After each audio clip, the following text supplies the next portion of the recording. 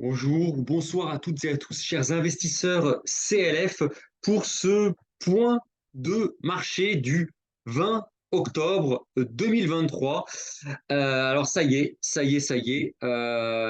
barde sur les marchés, ça chauffe, comme on dit, la tempête souffle très très fort. Depuis plusieurs mois, hein, les experts, en tout cas les personnes qui suivent les marchés, moi je suis énormément aussi les marchés, euh, mettaient en garde d'un risque de violente correction, de violents soubresauts sur les marchés. Ça y est, on y est. Alors, hasard du calendrier, on est en octobre, le mois d'octobre, qui a vu les plus grands cracks de l'histoire, hein. On pense notamment au crack d'octobre 1929, mais également au crack d'octobre 1987 et enfin au crack de septembre-octobre 2001, après les attentats du 11 septembre 2001, et enfin au crack de septembre-octobre 2008, après la faillite de Lehman Brothers. Là, ça semble commencer, ça semble ressembler à une tempête parfaite sur les marchés. Mais vous allez voir, hein, l'idée, hein, toujours sur cette chaîne, c'est d'analyser les choses, hein, c'est pas de partir dans le sensationnel. Vous vous souvenez, hein, quand les bourses étaient au plus haut, je m'insurgeais contre ce que j'appelle, hein, les dogs de Bordeaux, les gérants qui sont là en train de dire que le marché est encore sous-évalué, qu'il va encore monter. Maintenant, c'est en train de secouer, mais vous allez voir, comme à mon habitude, je ne vais pas sombrer dans le catastrophisme. Alors, on commence tout de suite sur cette vidéo. Hop, voilà, voilà. Alors, donc, le titre de cette vidéo, de ce point de marché, crack financier, faut-il fuir ou acheter au son du canon? Alors évidemment, hein, je vous ai mis la petite image avec les missiles, hein, qui pleuvent. Alors, sans attendre, hein, donc petit rappel, hein, pour celles et ceux qui auraient manqué l'actualité, donc je ne pense pas, hein, les terrifiants massacres qui ont eu lieu en Israël le 7 octobre ont malheureusement entraîné une escalade qui tourne au bain de sang dans la bande de Gaza. De nombreuses victimes civiles innocentes, juives comme musulmanes, perdent la vie à un rythme tragique et effroyable. Voilà. Moi, je ne suis pas là pour prendre parti. Je vois juste qu'il y a des personnes qui n'ont rien demandé, des juifs qui faisaient la fête, qui ont été massacrés de manière horrible, horrible, infâme, et de l'autre, des personnes, des Palestiniens chez eux qui travaillent, qui se battent pour nourrir leur famille et qui se font tuer aussi dans des bombardements. C'est vraiment terrible. Voilà. Alors, moi, j'étais un peu surpris, les marchés, hein, dans les heures qui ont suivi ces attentats tragiques et la riposte qui s'en est suivie, n'ont pas énormément réagi au début. Et puis, les marchés se sont emballés cette semaine. C'est-à-dire que la semaine qui a suivi les attentats et la riposte israélienne, il ne s'est pas passé grand-chose. Et là, ça y est, les marchés se réveillent et commencent vraiment, vraiment, vraiment à s'agiter. Alors, on va voir qu'en réalité, ce qui se passe entre Israël et le Hamas, en réalité, c'est un prétexte euh, utilisé par les marchés pour s'agiter, pour corriger. Parce qu'en fait, les problèmes remontent déjà à il y a quelques mois. Et on va le voir d'ailleurs dans cette vidéo que les problèmes ne datent pas d'hier. En tout cas, moi, j'ai averti, ça fait déjà plusieurs mois que j'avertis de la surévaluation de certains marchés. Attention, je ne dis pas que tout est surévalué, mais je disais que certains marchés sont surévalués, notamment le marché action. Justement, ce marché action, on le voit, ça y est, hein, le CAC 40 qui dégringole, hein. Alors on a vu, hein, vous voyez, on voit ici, hein, il y a eu les attentats, hein, en Israël qui ont été commis ici, là, vous voyez, pendant le week-end du 7 octobre. On a vu voyez, un gap à la baisse du marché boursier, puis très vite le marché est remonté. Pendant toute la semaine dernière, il est resté en légère hausse, stable, voire même en légère hausse. Et puis, à partir du vendredi 13, le vendredi 13 octobre, le marché a commencé à dérouiller, notamment le CAC 40. Et là, on voit que le CAC 40 a enfoncé. Il a d'abord essayé de tenir la zone des 7000 points pendant une grosse partie de la semaine. Et puis, à partir du milieu de cette semaine, le CAC 40 décroche et enfonce vraiment définitivement la zone des 7000 points, voire même la zone des 6900 points, qui était un très gros support, puisqu'il correspond au record historique du CAC 40 en septembre 2000. Vous voyez, ça ne nous rajeunit pas. Alors, quand on regarde un graphique d'un peu plus loin, toujours sur le CAC 40, on voit que la configuration graphique, elle est vraiment négative. On voit que on avait touché un sommet au mois d'avril, quasiment 7600 points, le CAC 40. Puis on a yoyoté, on a évolué dans un range. Et puis progressivement, on a commencé à titiller la zone des 7200 points. Et puis là, depuis les attentats en Israël suivis de la riposte israélienne, plus les manifestations dans les pays arabes la montée des périls quelque part, on voit qu'on a eu vraiment une véritable chute du CAC 40. Surtout, le CAC 40 se situe maintenant en dessous de supports devenus résistance majeure. Je pense notamment à la zone des 7000 points et la zone des 7200 points, mais on est clairement passé aussi en dessous des trois moyennes mobiles, la moyenne mobile à 20 jours, à 50 jours et à 100 jours. Et on est même revenu au plus bas de l'année 2023. Donc ça, c'est assez chaud, mais on va dire que je ne suis pas surpris. Je ne suis pas surpris, ça fait plusieurs mois que j'en parle et mes arguments, c'est que on a des taux de plus en plus élevés qui concurrencent les actions. J'avais tourné, j'ai fait un webinaire en privé avec un cercle restreint de personnes pour expliquer la relation entre les taux d'intérêt et les obligations. Ben, sachez qu'il y a aussi une relation entre les taux d'intérêt et les actions. Plus les taux montent et moins c'est intéressant d'acheter des actions, alors qu'acheter une obligation pépère tranquille qui va vous apporter du 4, 5, 6, 7% de rendement par an, quel intérêt de prendre du risque d'acheter des actions? Et ça pour moi, c'était le principal argument qui devait justifier un retournement des marchés. C'est la fin de la planche à billets des banques centrales et la remontée des taux d'intérêt qui rend plus intéressant le fait d'acheter des obligations que d'acheter des actions.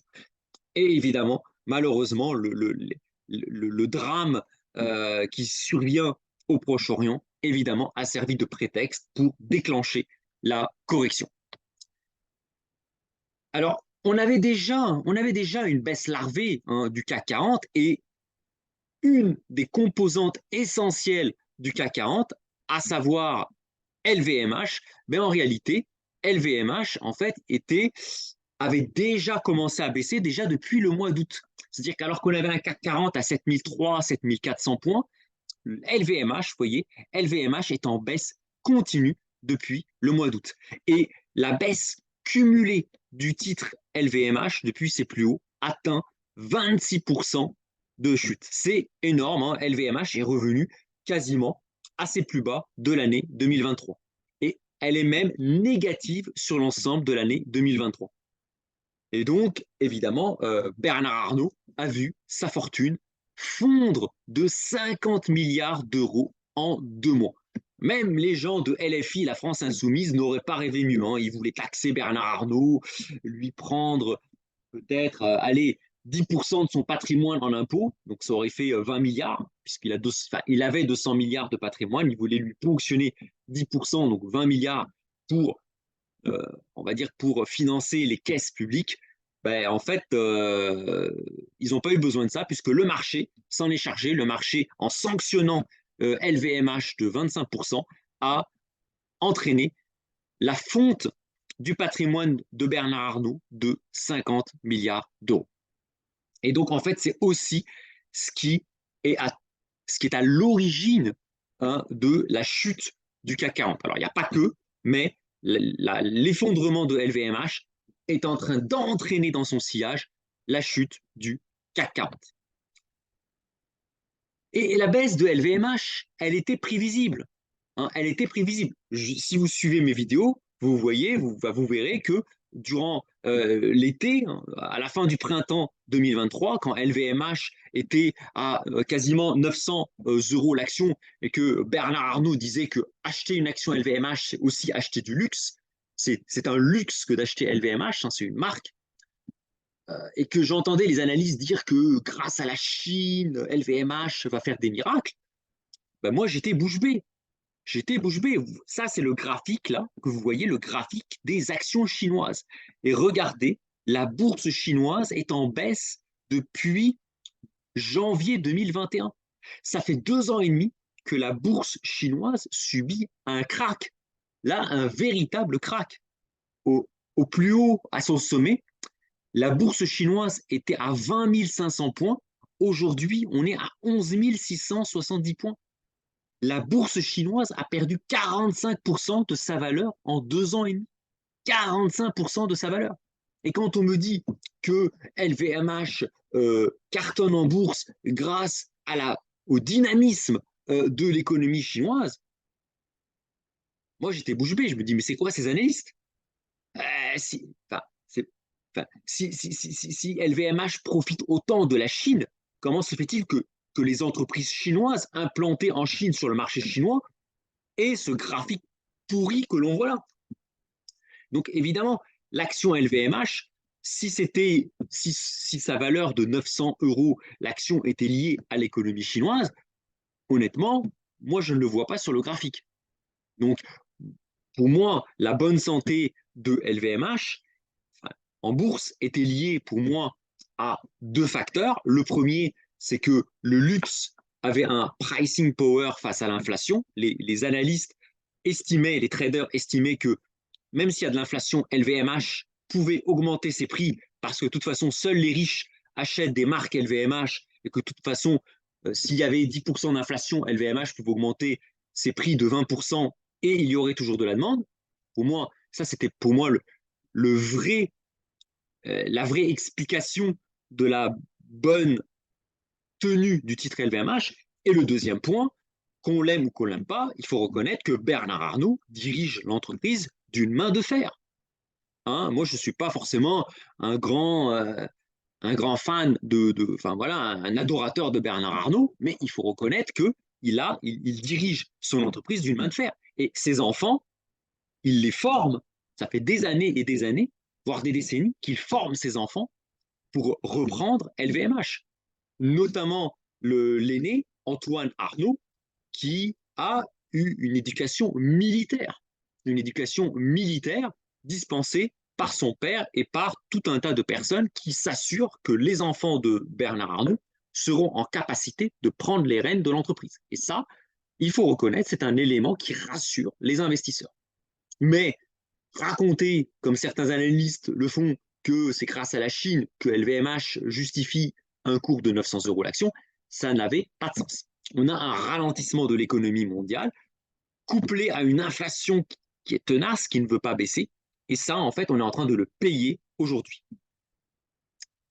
Et évidemment, hein, comme pour ne rien arranger, depuis, hein, là, on a vu les attentats hein, au week-end du 7 octobre et on a vu le pétrole qui a fait un gap haussier et qui augmente lentement, mais sûrement. Alors, on n'a pas eu une envolée, une explosion des prix du pétrole, mais on a un pétrole qui, petit à petit, est en train de tranquillement se diriger vers la zone des 100 dollars le baril. Et ça, évidemment, ça rajoute de la tension sur le marché. Et évidemment, qui dit hausse du pétrole, dit hausse des anticipations d'inflation. Et du coup, quand on anticipe que l'inflation va remonter, qu'on fait les taux d'intérêt, alors ça, j'en avais parlé aussi dans ma vidéo, dans mon breaking news qui a suivi les attentats du 7 octobre en Israël. J'avais prévu que les taux montrer. Et effectivement, on a une flambée des taux d'intérêt. Regardez les taux d'intérêt américains qui sont en train d'approcher les 5%. Je ne sais pas si vous vous rendez compte, 5%, les taux d'intérêt de l'État américain, on est quasiment au plus proche des sommets jamais vus depuis 20 ans. C'est-à-dire pour retrouver des niveaux de 4,95, 4,99% sur le taux américain, il faut revenir à la fin de l'année 2006, juste avant la crise des subprimes. Je rappelle que c'est les taux, le niveau très fort des taux d'intérêt à la fin de l'année 2006 qui allait provoquer la crise des subprimes, qui allait entraîner un effondrement des marchés boursiers et une entrée en récession de l'économie. Et évidemment, qui dit taux élevé dit crise de l'immobilier. Alors évidemment, le problème en fait de la crise de l'immobilier qui frappe aujourd'hui le monde entier et la France, c'est pas lié au fait que les gens ne veulent plus acheter. Hein, moi, je le vois en gestion de patrimoine, je vois, j'ai énormément de, de personnes qui veulent acheter des biens, qui veulent acheter soit leur résidence principale, soit un investissement locatif, notamment en Pinel, et qui se voient, moi-même, je leur dis, je suis désolé, vous avez un dossier qui est correct, mais j'ai fait une étude de votre dossier ne passera pas à la banque. Ça ne sert à rien de vous envoyer au casse-pipe, votre dossier ne passera pas. Et aujourd'hui, il y a très peu de dossiers qui peuvent passer l'audit, on va dire, de la banque. Donc, les banques rejettent de plus en plus de dossiers de crédit, que ce soit pour de la résidence principale ou de l'investissement locatif. J'ai d'ailleurs tourné une vidéo avec Laetitia, donc, qui est experte immobilier. On a fait une vidéo, un webinaire tous les deux, hein, que j'ai sur sa chaîne. Hein, donc, vous verrez le lien en description, hein, sur cette vidéo que l'on a fait ensemble, où clairement, on décrit un petit peu ce qui se passe sur le marché immobilier. Alors, c'est ça le paradoxe, c'est que le nombre de logements disponibles en France est aussi en train de s'effondrer. Parce que entre les biens anciens classés en passoire thermique qui sortent du marché et les promoteurs qui retirent des biens du marché parce qu'ils anticipent les refus des prêts des banques, bah on a paradoxalement une offre de biens potables, de biens de standing qui est en train aussi littéralement de s'effondrer. Et en fait, aussi incroyable que ça paraisse, on pourrait croire qu'il y a pléthore de biens de qualité à vendre, mais c'est tout le contraire qui se passe. Et en plus, pour ne rien arranger, avec la fin annoncée des dispositifs Pinel, donc en 2024, ça sera la fin des dispositifs Pinel, les professionnels, les promoteurs ne se bousculent pas pour lancer de nouveaux projets immobiliers. Et là, on voit vraiment un effondrement du nombre de biens de qualité, neufs de qualité, qui sont en vente. Et ça, c'est problématique. On a un marché de la location qui est en tension extrême. Et dans des villes comme Paris, Lyon, Bordeaux, Toulouse, Nice, les délais pour trouver un logement, pour se loger, pour louer, se comptent en mois. On a des files d'attente qui apparaissent juste pour pouvoir visiter un logement.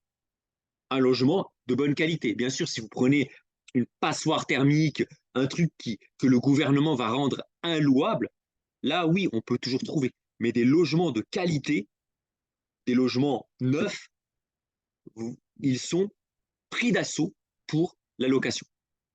Et ça, c'est un vrai problème. On a à la fois des banques qui restreignent le crédit et en plus un gouvernement qui va arrêter le dispositif Pinel. Et ça, évidemment, ça accroît la crise de l'immobilier en France et aussi la crise économique. Parce que c'est très bien, quand le bâtiment va, tout va. Mais quand le bâtiment ne va plus, rien ne va plus. Et donc, pour continuer, on a aussi l'or qui s'envole. Regardez l'or. Hein. Donc, l'or était en train de toucher des plus bas de l'année. Hein. Alors, en 2 semaines, on est passé des plus bas de l'année sur l'or à des plus hauts de l'année. On était quasiment à 1815 $ l'once, hein, juste avant les attentats en Israël. Et là, on est à quasiment 2000 $ l'once. L'once est montée en ligne droite durant ces 2 dernières semaines. Alors même que les taux d'intérêt augmentent. Alors que les taux d'intérêt augmentent. Normalement, quand les taux augmentent, normalement, l'or, il baisse. Parce que l'or ne rapporte pas de dividendes, ne rapporte pas d'intérêt. alors que les obligations rapportent des intérêts qui, eux, sont de plus en plus élevés. Et pourtant, on a aussi l'or qui monte. Ça veut dire que vraiment, on a un sentiment de peur qui s'empare des traders. Vous voyez, on a un cocktail là qui est assez, qui est assez anxiogène, qui est assez anxiogène. Et quand on regarde les cours de l'or, cette fois-ci sur un horizon un peu plus grand, hein, si on repart depuis début 2023, regardez un petit peu l'envolée de l'or. Hein. Ça, c'est impressionnant. Ça, c'est en 2 semaines. Regardez l'or, un petit peu la chevauchée infernale de l'or. Pourquoi? Parce que les marchés anticipent que, certes, les taux sont en train de monter, mais qu'à un moment ou à un autre, les banques centrales elles vont lâcher la planche à billets et qu'elles vont laisser filer l'inflation.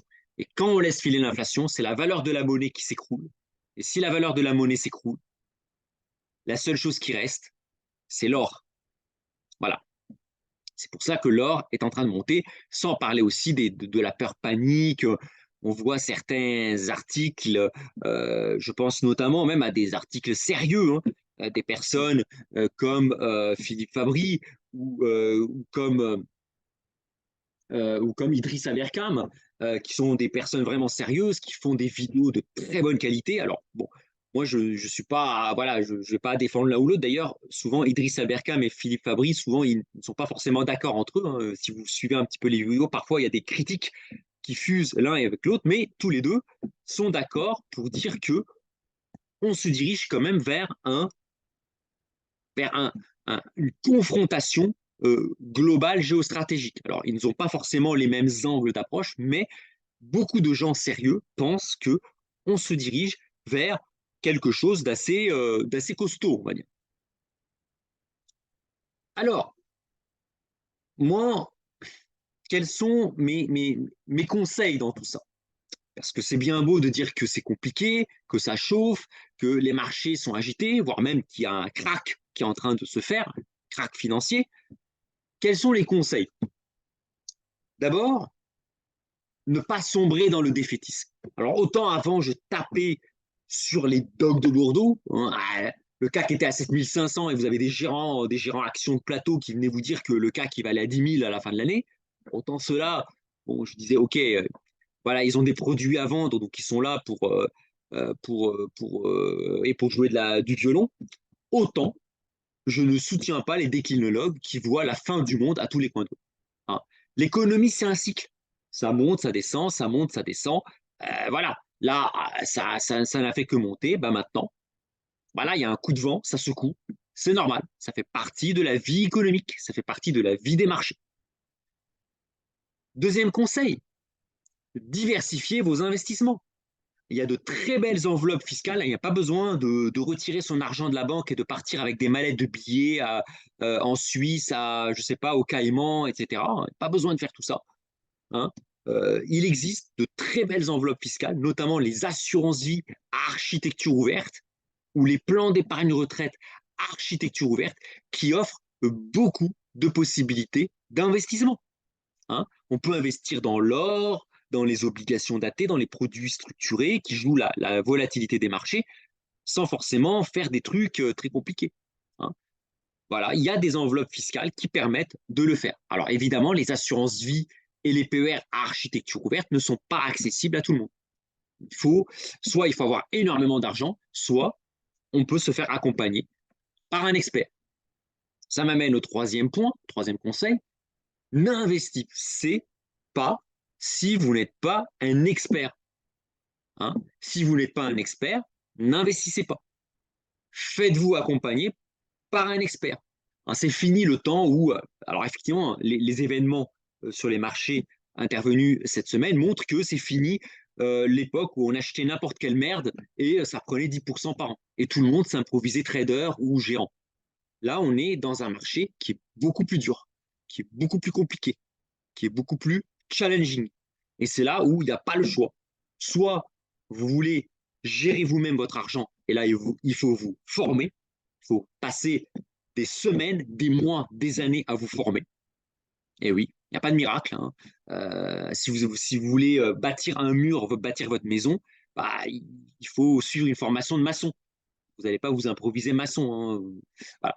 Soit vous vous faites accompagner par des experts qui réellement vont vous accompagner dans la mise en place de solutions d'investissement. Et moi, ben, sans me vanter, je pense faire partie de ces experts. Alors, chacun a son style. Moi, j'ai mon style. Vous n'êtes pas obligé de passer par moi. Je ne suis pas l'alpha et l'oméga, je ne suis pas irremplaçable. Euh, Peut-être que d'autres experts ont un style qui vous convient mieux. Mais c'est très dangereux dans un marché comme celui-ci d'aller Don Quichotte, d'aller tout seul et d'aller faire vos emplettes sur les marchés. Et enfin, quatrième conseil très important qui concerne surtout l'immobilier. Surtout l'immobilier. Si vous avez un dossier bancaire solide, déjà, il n'y en a pas beaucoup qui ont un dossier bancaire solide aujourd'hui. Quand on voit les critères des banques, ça fait peur. Moi, je vous dis, hein, sur 10 clients que je suis, hein, en moyenne, hein, sur 10 clients que je suis, il y en a il y a 10% des gens qui ont un dossier que je peux passer à la banque, que je peux présenter à la banque pour obtenir un financement. 90% des dossiers aujourd'hui ne passent plus. Donc, si vous faites partie de ces personnes qui ont un dossier solide et que vous souhaitez faire soit un achat en résidence principale pour vous loger, soit un investissement locatif, ne tardez pas, car les conditions d'obtention des prêts vont encore se durcir. Et en plus, le nombre de biens de qualité immobilier va encore continuer à baisser, surtout dans les grosses métropoles, hein, région parisienne, Lyon, Toulouse, Bordeaux, Nice. Le nombre de biens va encore continuer de baisser à cause de la fin de la loi Pinel. Et donc, les promoteurs, ils n'ont pas envie de se casser le cul à mettre en place de nouveaux programmes. Donc, le nombre de programmes est en chute libre. Et en plus, les banques durcissent les conditions de crédit. Donc ça, c'est vraiment important. Alors, je sais, ce n'est pas facile, hein, ce n'est clairement pas facile, parce que on est dans un marché qui est très anxiogène. Si vous regardez les médias, ça fait peur. Si vous suivez l'actualité, ça fait peur. On voit des images d'attentats, de terrorisme, de bombardements, d'inflation, etc. Ça fait peur.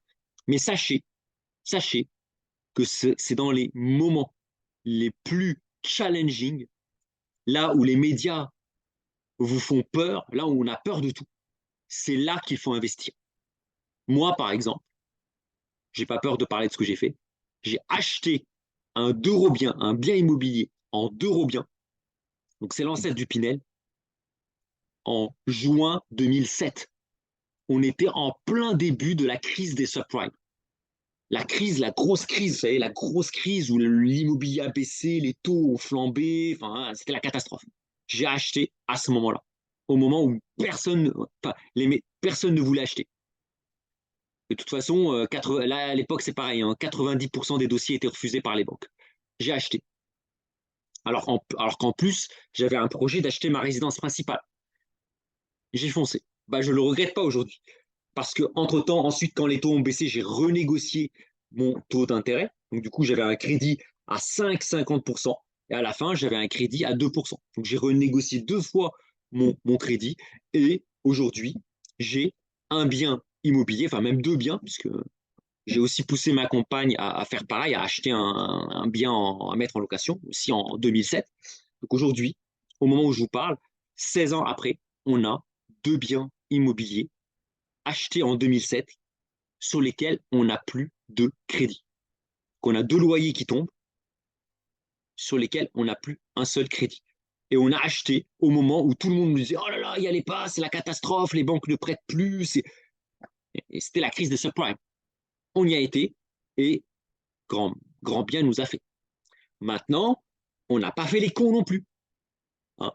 Moi, on a fait une étude de marché, on a acheté des biens dans des zones où on trouve toujours des locataires, des biens de bonne qualité, soit sur lesquels on peut faire facilement des travaux, soit des biens neufs. Moi, j'ai acheté un bien neuf, je ne suis pas pris la tête, bien neuf, bien situé, bassin d'emploi, emplacement. Ce sont les 3 règles de l'immobilier.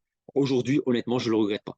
quand je voyais le nombre de gens qui me disaient « Ah, Alix, n'y va pas, tu vas te ruiner, c'est la catastrophe. » En plus, le Dorobien, à l'époque, il avait une très mauvaise presse, hein.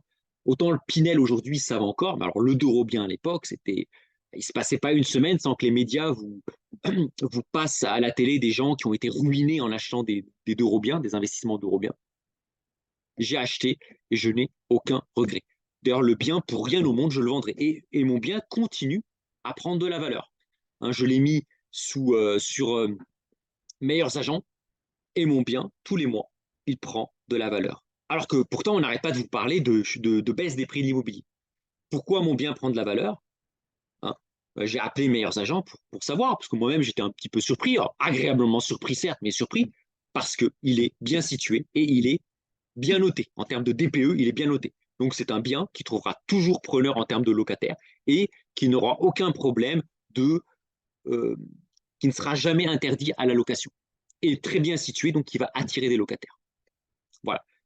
Il faut du courage, mais à un moment, il faut y aller. Voilà. Donc, effectivement, peut-être celles et ceux qui m'ont entendu ces derniers mois être très prudents, notamment sur le marché des actions, ben, vous voyez, aujourd'hui, paradoxalement, je suis presque plus optimiste pour investir qu'il y a quelques mois. Voilà. Ça, c'est toujours important de prendre un peu le contre-pied de ce que vous disent les médias. En général, quand les médias commencent à vous dire il faut y aller, c'est intéressant, il faut acheter, c'est génial, ça ne peut pas baisser, c'est à ce moment-là où moi, je me dis il est peut-être temps de me mettre en retrait, comme on dit.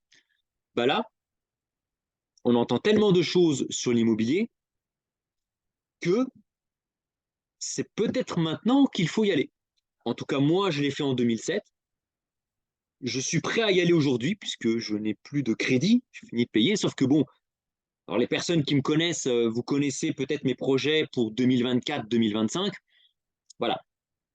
Donc si aujourd'hui j'hésite à refaire l'effet de levier du crédit pour réinvestir dans l'immobilier, c'est parce que j'ai des projets personnels vraiment spéciaux. Alors les personnes qui me connaissent savent de quoi il s'agit. J'ai des projets qui sont vraiment très précis et qui, quelque part, peuvent vraiment me mettre en très grand danger si je prends un crédit. Mais c'est un projet vraiment personnel. C'est quelque chose, y a peut-être 0,1% des gens qui ont un projet similaire au mien.